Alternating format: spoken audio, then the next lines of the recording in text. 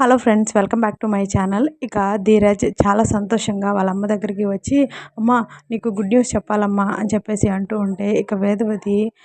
ఏం మాట్లాడకుండా కామ్గా ఉంటుంది. అదేంటమ్మా, నేను ఏదన్నా గుడ్ న్యూస్ చెప్పాలంటే ఏంట్రా చిన్నోడా అని ప్రేమగా అడుగుతావు కదమ్మా, ఏంటమ్మా ఇప్పుడు అలా కామ్గా ఉన్నావు, నీకు గుడ్ న్యూస్ చెప్పాలమ్మా అని చెప్పేసి అంటూ ఉంటే, ఎవరు బాబు నువ్వు నాతో ఎందుకు గుడ్ న్యూస్ చెప్తావు అని చెప్పేసి వేదవతి అంటూ ఉంటే, ఇక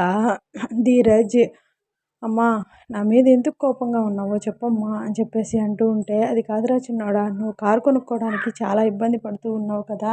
మీ నాన్న డబ్బులు ఇస్తానన్నా కూడా తీసుకోలేదు, పోనీ నా గాజులైనా తీసుకోరా అని చెప్పేసి అడుగుతూ ఉంటే, అమ్మా నేను ఎప్పుడో కారు తీసేసుకున్నానమ్మా అని చెప్పేసి అనగానే వేదవతి చాలా సంతోషిస్తుంది. ఎలా తీసుకున్నావురా అని నాకు చెప్పలేదే అని అడుగుతూ ఉంటే, తీసుకున్నాక నిన్ను సర్ప్రైజ్ చేద్దాం అనుకున్నానమ్మా అని చెప్పేసి అనగానే, ఇక అంతలో అక్కడికి కారు వచ్చి ఆగుతుంది.